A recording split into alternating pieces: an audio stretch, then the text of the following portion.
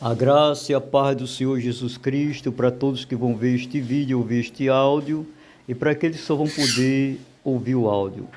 Bom dia para todos. Oração da manhã.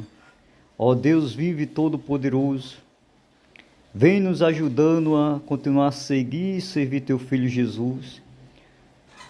Fortaleça os fracos, Senhor. Cura os enfermos, alegre os tristes, Senhor.